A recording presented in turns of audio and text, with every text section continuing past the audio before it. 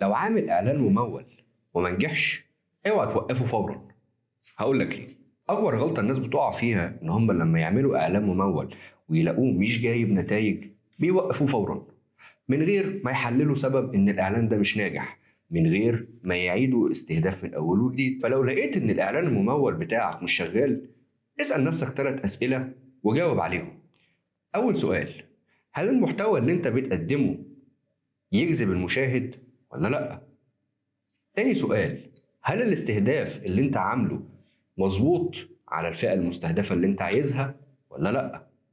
تالت سؤال: هل الصفحة بتاعتك مقنعة وتجذب أي مشاهد ولا لأ؟ فأنت ممكن تكون عامل محتوى مش جذاب، عامل بوست محتوى وديزاين محتوى طويل، أو ديزاين ما يشدش العين، وممكن الاستهداف اللي انت عامله مش هو الاستهداف المظبوط للفئة اللي انت عايزها، وممكن صفحتك ما عليهاش محتوى اي حد يدخل يتفرج عليه، صفحة مش مقنعة.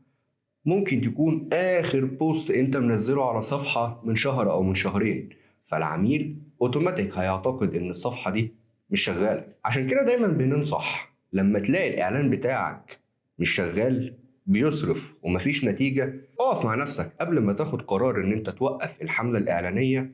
اعمل تحليل للتسويق بتاعك، واعمل تحليل لصفحتك وللمحتوى بتاعك. عشان كده بنقول ان التسويق مش ضربة حظ، دي عملية طويلة. زي ما قلنا قبل كده، الإعلان بتاعك المفروض يبدأ لما تشتغل تسويق صح. فممكن تكون عامل إعلان بميزانية كويسة وباستهداف كويس، ولكن أنت ما عندكش تسويق ما قبله. فممكن تلاقي إن العميل بيدخل بيهتم، بيبعت، بس محدش بيرد عليه.